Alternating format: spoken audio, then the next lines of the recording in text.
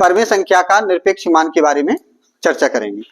जैसे हम देख रहे हैं परमेय संख्या का निरपेक्ष मान, तो परमेय संख्या में क्या है, सबसे पहले बात करेंगे हम परमेय संख्या क्या होती है, फिर बाद में बात करेंगे हम कि निरपेक्ष मान किसे कहते हैं।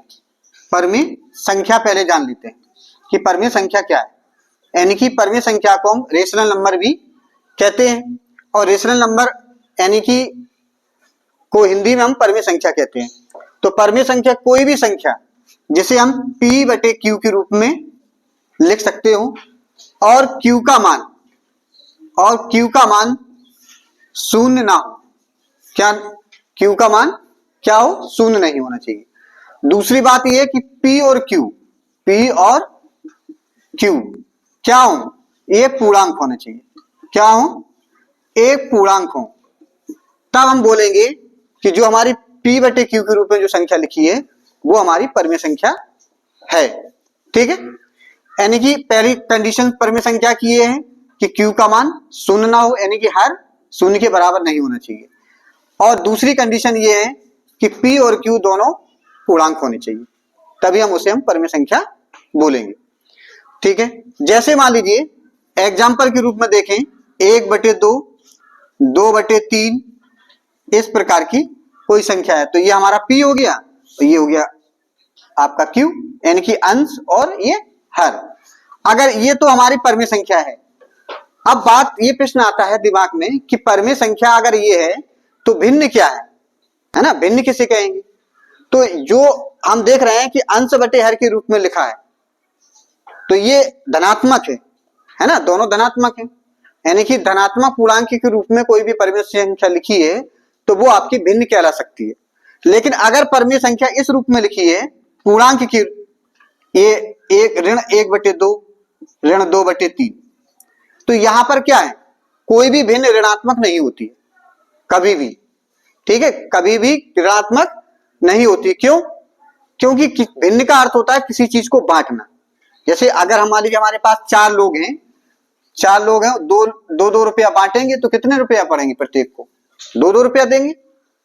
अगर शून्य से, क्योंकि ये ऋणात्मक है ना, ये क्या है 1/2 क्या है, ऋणात्मक लिखा है, तो ऋणात्मक चीज मैंने शून्य से भी कम है ना, शून्य से भी कम, तो शून्य से भी कम को कैसे बांटोगे, है ना, नहीं, भिन्न का मतलब बांटना या घटाना। तो अब शून्य से नीचे कोई चीज घटेगी, कैसे उसको करोगे।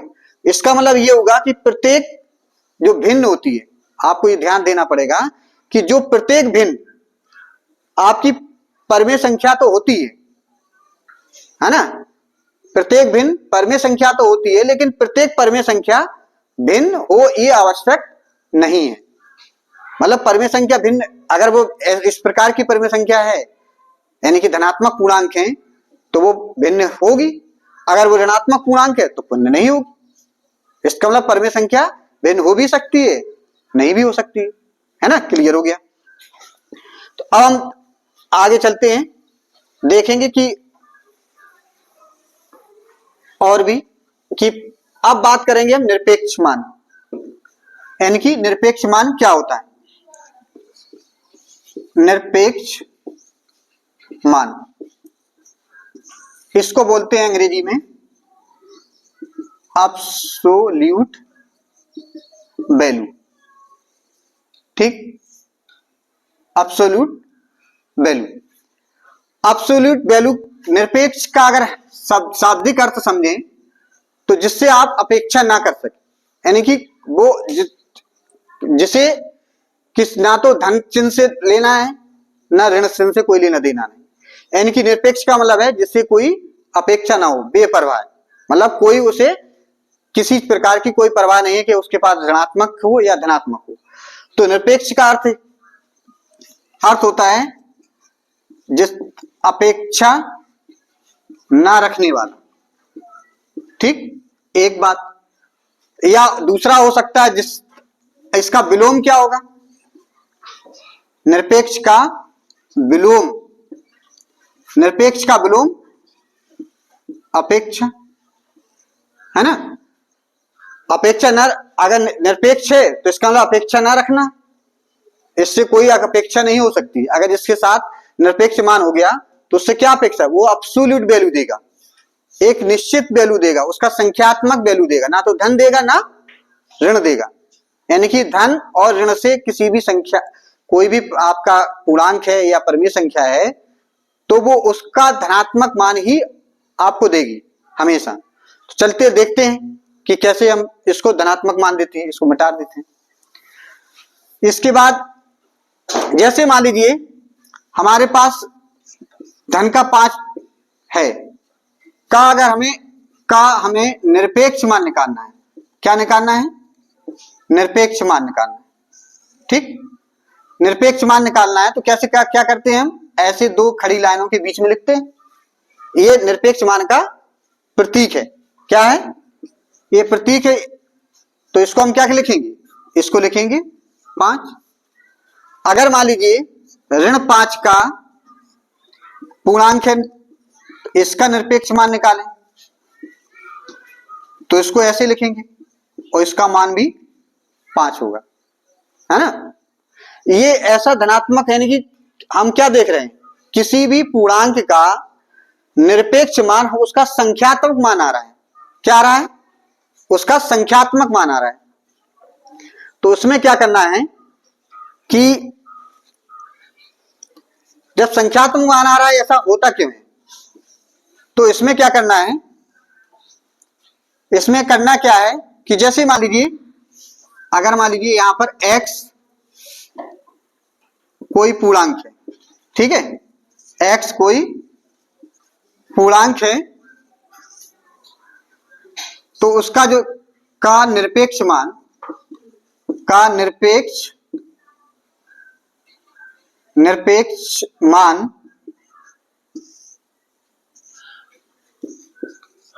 ऐसे लिखेंगे दो खड़ी लाइनों के बीच में।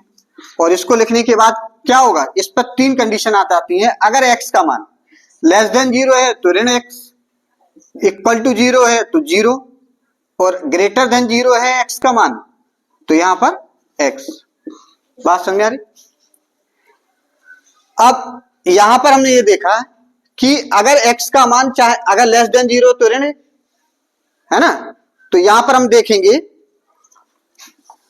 कि अगर मान लीजिए ऋण हमने 5 रखा था, है ना, पूर्णांक क्या था हमारा, ऋण 5 था, तो हमने क्या लिखा था, 5 लिखा था।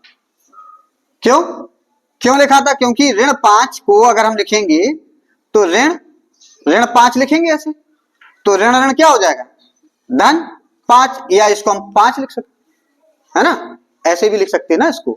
यानी कि कोई भी किसी भी पूर्णांक का जो हम निरपेक्ष मान देख रहे हैं, हमेशा उसका क्या दिख रहा है, संख्यात्मक मान होता है।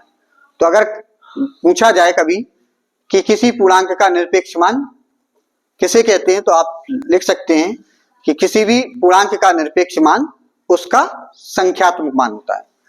ठीक, आगे और देखते हैं। अगर मान लीजिए धन का 5 लिखते हैं, है ना, तो क्या लिखा है यहां, तो ग्रेटर देन 0 है, ये ग्रेटर देन 0 है तो इसको सीधा लिख देते हैं 5। अगर मान लीजिए 0 आ जाए तो क्या होगा, 0 होगा। यानी कि 0 का निरपेक्ष मान, 0 भी एक क्या है, एक पूर्णांक है, और उसका भी हम निरपेक्ष मान निकालेंगे तो 0 का भी निरपेक्ष मान 0 होगा। इस चीज को हमको ध्यान रखना। कभी कभार कंपटीशन में या परीक्षा में कहीं आ जाता है कि इसकी वैल्यू क्या होगी, है ना, तो वहां पर आपको कंफ्यूज नहीं होना है, उसका मान 0 होगा। इसको थोड़ा और देखते हैं ग्राफिकली, ग्राफ के रूप में देखते हैं कि अगर हम x का मान अलग अलग लेते हैं तो उसका ग्राफ पॉजिटिव x अक्ष के ऊपर आता है। क्यों आता है? जैसे मान लीजिए x की वैल्यू यहां पर अगर हम लेते हैं x इक्वल टू मान लीजिए कोई वैल्यू -1, ठीक है, माइनस मान लीजिए 0, धन 1, धन 2, ऐसी कोई भी संख्या ले लेते हैं, ठीक है, कोई भी संख्या ले लेते हैं। तो जैसे मान लीजिए x बराबर हमने -1 रखा, इसका निरपेक्ष मान क्या आएगा, 1। अगर 0 रखते हैं तो इसका निरपेक्ष मान क्या आएगा, 0। अगर मान लीजिए धन का 1 रखते हैं तो क्या आएगा, तब भी 1 आ रहा है नहीं। तो इसका ग्राफ कैसा बन रहा है, ऐसा बनेगा। अगर ग्राफ बनाएं, अगर ग्राफ इसको देखेंगे, इसका ग्राफ बनाते हैं, इसका ग्राफ अगर देखेंगे तो ऐसा बनेगा। अगर मान लीजिए ये प्लस वाई है, ये माइनस वाई है, ये माइनस एक्स, यहाँ प्लस एक्स, ये ओरिजिन कहलाता है ना।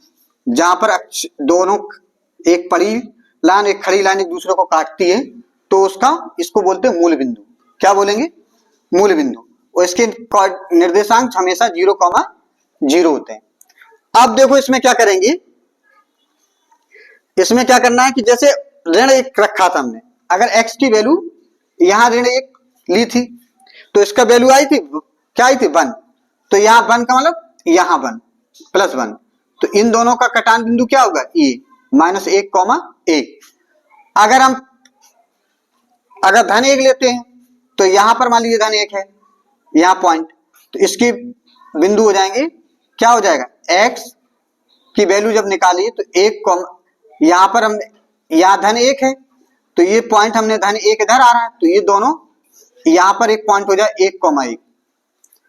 यानी कि इसका मतलब ये होगा कि अगर कोई लाइन ग्राफ आएगा तो एक लाइन यहाँ मूल बिंदु पे आएगी और इसके बाद फिर यहां से टर्न हो जाएगी, इस तरीके का बनेगी। इसका मतलब ये होगा कि जो x का ग्राफ है जो, तो ये x अक्ष के ऊपर है ना, हमेशा क्या होगा, इसका ग्राफ ऊपर है। ऊपर का मतलब ये पॉजिटिव वैल्यू दे रही है, तो इसलिए इसका जो किसी भी पूर्णांक का हम निरपेक्ष मान ज्ञात करते हैं तो वो हमेशा धनात्मक आता है। अब हम देखते हैं परिमेय संख्याओं का निरपेक्ष मान। जिस पूर्णांकों का निरपेक्ष मान देखा है उसी प्रकार से हम देखेंगे परिमेय संख्याओं का भी निरपेक्ष मान कैसे निकालते हैं। तो इसको हम इसमें जैसे कोई परिमेय संख्या है, परिमेय संख्या की हमने आपको बताया था कि जैसे p/q के रूप में लिखी जा सके और q का मान 0 ना हो और उसे जो वो पूर्णांक में हो, उसे हम परिमेय संख्या कहते हैं। तो जैसे मान लीजिए कोई भी, अगर मान लीजिए इस प्रकार से हो +1/2, इसका अगर निरपेक्ष मान निकालें तो जिस प्रकार से हमने पूर्णांक में देखा था कि हमेशा उसका संख्यात्मक मान होता है, तो हमेशा क्या आएगी, 1/2। अगर इस प्रकार का भी लिखा हो 1/2 तो हमेशा ये भी हमारा 1/2 होगा, है ना। तो कोई भी परिमेय संख्या अगर है तो जैसे पूर्णांक में जो नियम लागू होते हैं वही उसके परिमेय संख्या में भी नियम लागू होते हैं, क्योंकि प्रत्येक पूर्णांक भी एक परिमेय संख्या होती है ना।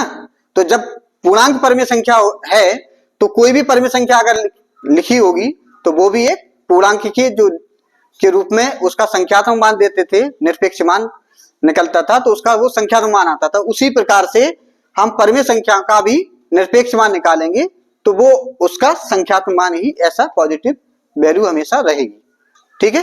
तो इस प्रकार से अभी हमने ये देखा कि संख्यात्मक मान पूर्णांक परिमेय संख्या कैसे कहते हैं, उसका निरपेक्ष मान कैसे निकालते हैं, और फिर इसके बाद हमने परिमेय संख्याओं के निरपेक्ष की मान के बारे में अभी सीखा है। बहुत बहुत धन्यवाद।